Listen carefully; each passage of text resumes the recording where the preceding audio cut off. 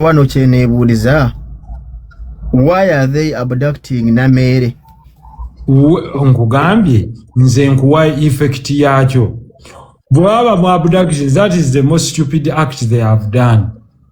Because kibongerako kifo kinamere kyabadde atutte tekiriiwo.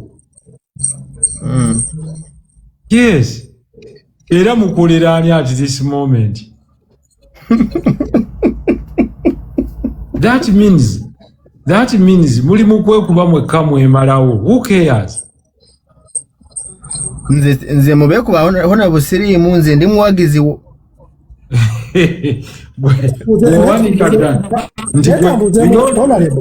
Akataliko sino yono yagamba he subscribes to the team of reason and I agree with him. Honorable katika mbuzeemu kati ninyo. Watyanga waliwo commission ke babadde bamutisse okutwala obusente sente ezo ate ye kenyini n'azannya kanneemu. Please siyinza kutandika kuteesa ku speculation.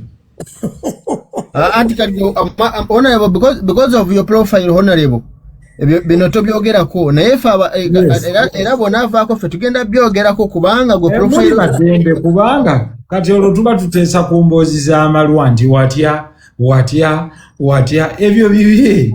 Naye nze kyenkugamba bwampita okuwoza ngalo yawe mugaali bazireete ng'ekizibiti era mbabuuza nti bakulu tye kumwani yabuliddwako ssente ze abadde azinoonya nti tewali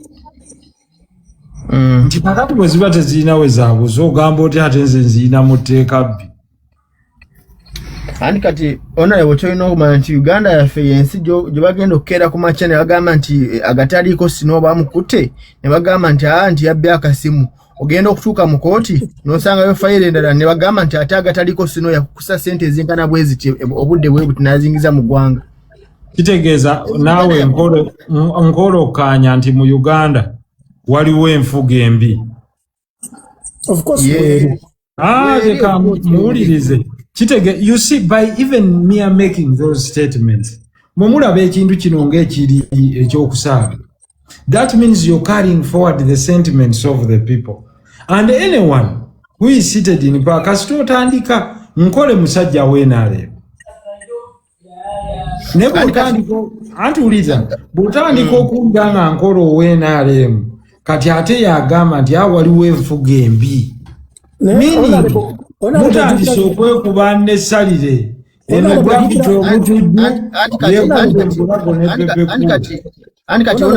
Honorable kati labayo nyinza kubanga mpagira Honorable Nsereko nga muwagira lwa ideas naye tisi nti Honorable Nsereko bwakedde ku makya n'akola ekikyamu nti ngenda kiwagira. Honorable waliwo olumu lwakola statement wano era twali wano wennyini n'ogamba nti omuntu omujega yagenda ne ttiimu etewangula.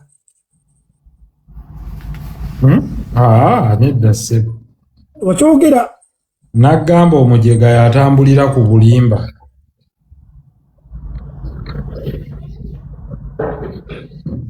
Anti obulimba tebuwangula. Exactly. Waliwo enjawulo? Waliwo enjawulo. Oyinza okuba ku mazima ng'amazima tegaseetuka naye nga gajja kutuuka. Honorable nyina kembadde mbuuza. Is Uganda a failed state? No, of course it's not. It's a functional government. It's not a failed state. Honorable. Assalamu alaikum. Wa alaikum salam. Nsaba otusiibula Honorable. Mbasiibula mwenna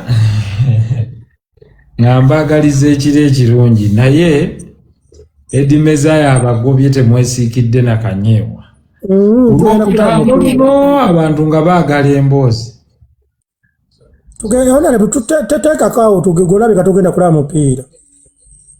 Teri mupiira gwe ngenda kulaba leero. Era sigenda kuuma kambaleke bawummulemu tunaakutandikira awo enkya. Alhamdulillah.